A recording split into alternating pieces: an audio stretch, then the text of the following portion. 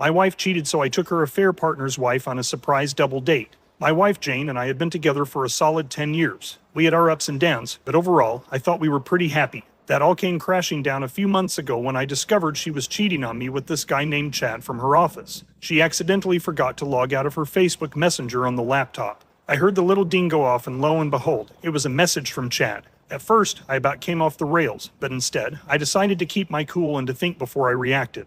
My brother had been through this, and he always said that if he had it to do over, that he would have been methodical and would have done something huge to bring it all down, and that he feels horrible for not having done so. I did not want to feel that way. I needed to get my anger out, but in a vengeful way, so that when I walked out of the ashes, I wouldn't be the only one hurt. And maybe getting revenge would actually help me heal, while also teaching her a lesson that you can't be stupid and not face some consequences. So I knew I had to do something about it, but I wanted to be sure that the revenge would be absolutely nuclear. After a few days of plotting and scheming, I realized that the best course of action would be to involve Chad's wife, Sarah. So I messaged Sarah on Facebook and asked her if we could talk over the phone. I figured that she would want to know about her husband's infidelity, and maybe she could help me put an end to the affair. To my surprise, Sarah was incredibly cool and collected about the whole thing. Instead of freaking out or getting upset, she actually wanted to get revenge too, and then she came up with a devious plan that would ensure both of our cheating partners would get a taste of their own medicine. Sarah suggested that we go out on a date when we knew Jane and Chad would be sneaking around together. We would make sure they saw us cheating on them too.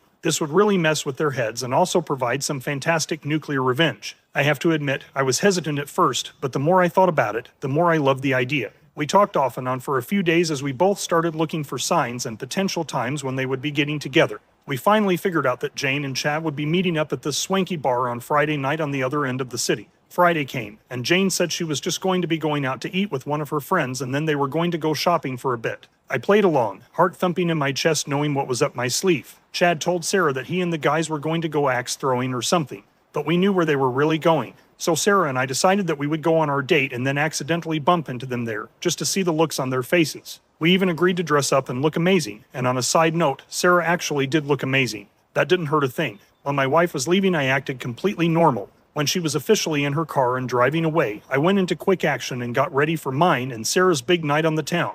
I picked up Sarah, and we began to drive, talking excitedly about how this was going to go. We both also felt waves of sadness and frustration for even having to do this, but the adrenaline kept us going and on our path to revenge. When we arrived at the bar, we spotted Jane and Chad in a cozy corner, laughing and smiling and flirting with each other. My heart raced as Sarah and I walked over to a table just far enough away to not be immediately noticed, but definitely viewable from their location. So there we were, hand in hand, pretending that all was well and normal. We walked to our table and sat down and ordered some drinks and an appetizer, each one of us peeking over until finally, they noticed us. The moment they saw us was absolutely priceless. Their eyes went wide, and they looked like they had just seen a ghost. I could practically see the cogs turning in their heads as they tried to process what was happening. Sarah quickly said, "They see us. You should kiss me." For a split second, I couldn't even imagine doing that, but then a moment later, I gave in and gave Sarah a nice long passionate kiss, fueled by our mutual anger. I rubbed my eyes and peeked through my hands and could see them all in a tizzy. A mix of emotions they must have been feeling. Furious, exposed, confused.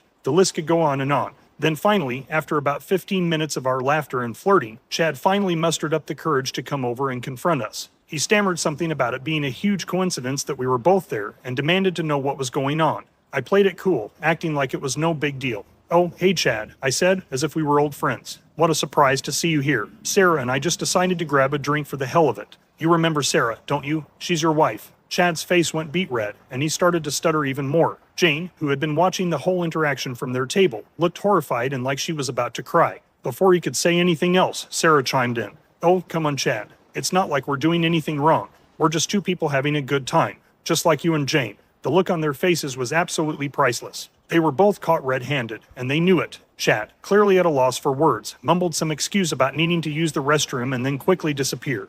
Jane, on the other hand, couldn't take it anymore. She stood up from her seat, tears streaming down her face, and stormed out of the bar. It was clear that she never expected to be on the receiving end of her own deceit. What an idiot. With our mission accomplished, Sarah and I shared a high five and a knowing glance. The satisfaction of knowing that we had successfully turned the tables on our cheating spouses was indescribable.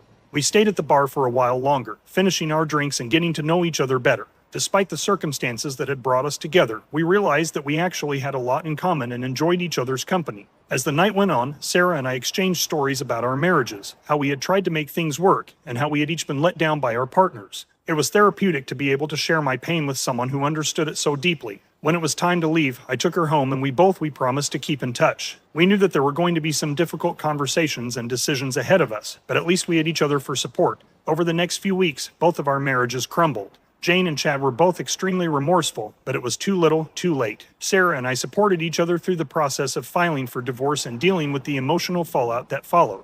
In the end, our little revenge plot did more than just teach our cheating spouses a lesson. It brought two people together who were dealing with immense heartache, and it gave us the strength to move on from the past. Now, I'm not saying that Sarah and I are a couple or anything. It's way too early for that. But we have become really good friends, and who knows what the future might hold. But in the end, it doesn't matter if that goes any further. We have helped each other a lot during this time, and that in and of itself has been great. So, there you have it. My story of nuclear revenge on my cheating wife and her stupid affair partner. Well executed. What do you think? Is there anything would you have done differently? Let us know in the comments below. When you subscribe, be sure to click the notification bell. Click here for more Tangled Threads.